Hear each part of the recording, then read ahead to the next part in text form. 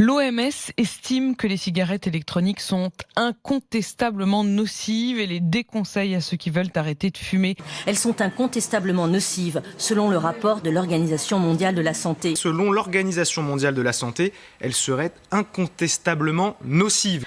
Incontestablement nocives, ce sont les termes choisis par l'OMS. Selon l'OMS, ces e-cigarettes seraient nocives et inefficaces pour arrêter de fumer. Nocives et inefficaces. Nocives et inefficaces. Nocive et inefficace. Toujours l'autre de quelqu'un, faut l'oublier. Des compositions très variables, parfois certainement peut-être aléatoires, avec des produits hautement dangereux. On sait qu'on a déjà retrouvé de l'antigel dans des e-liquides. What cigarette do you smoke, doctor?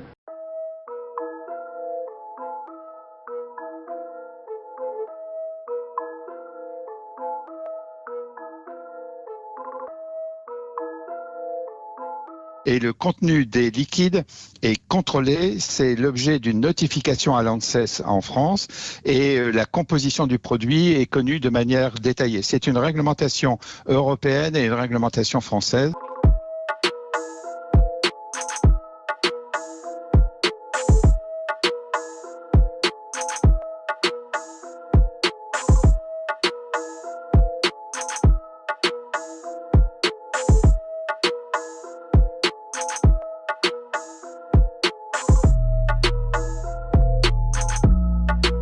Parfois certainement peut-être aléatoires.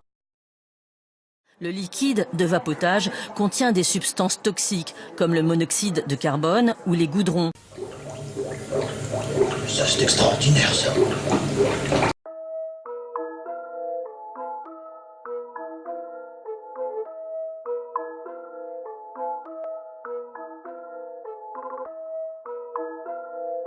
Ou encore la cigarette électronique. Sans tabac, sans fumée et sans combustion, elle doit être utilisée dans la perspective de l'arrêt définitif du tabac.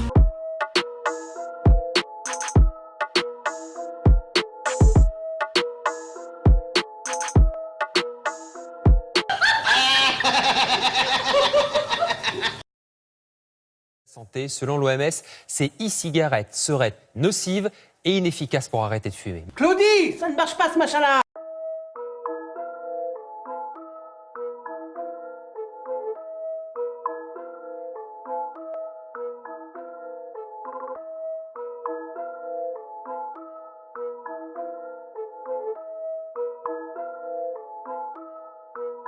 Puisqu'une étude britannique pour la première fois montre la supériorité de la cigarette électronique sur les substituts nicotiniques. Dans cette étude, près de 900 fumeurs ont été inclus. La moitié ont été tirés au sort pour recevoir des substituts nicotiniques, des patchs et des formes orales de substituts nicotiniques de façon classique, et l'autre moitié pour recevoir une cigarette électronique avec un liquide assez dosé en nicotine. Au bout d'un an, l'étude montre qu'il y a 18% de fumeurs qui avaient la cigarette électronique qui ne fument plus, et avec les substituts nicotiniques, on est à moins de 10%, donc une grande différence de résultats dans les deux groupes, près de 2 fois plus d'arrêts avec la cigarette électronique qu'avec les substituts nicotiniques.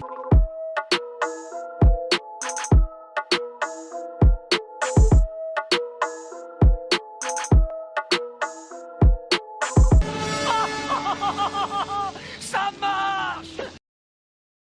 Si vous l'interdisez, très bien. Si vous ne l'interdisez pas, régulez-la. Ne la laissez pas circuler librement parce que les jeunes vont l'utiliser. Les autorités craignent que le vapotage incite les jeunes à fumer du tabac. Je la veux, je la veux, je la veux, je la veux, je la veux!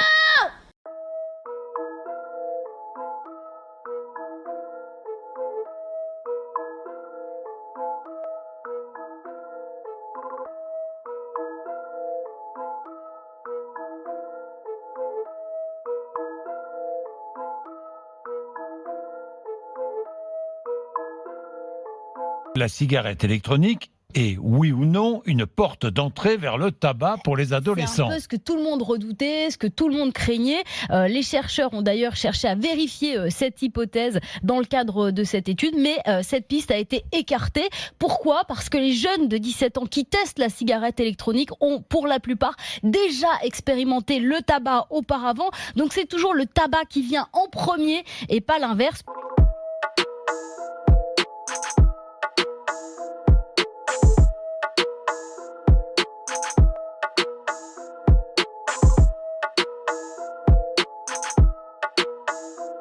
Daniel, si je puis me permettre, Oui. ta généralisation me paraît un peu courte sur pas.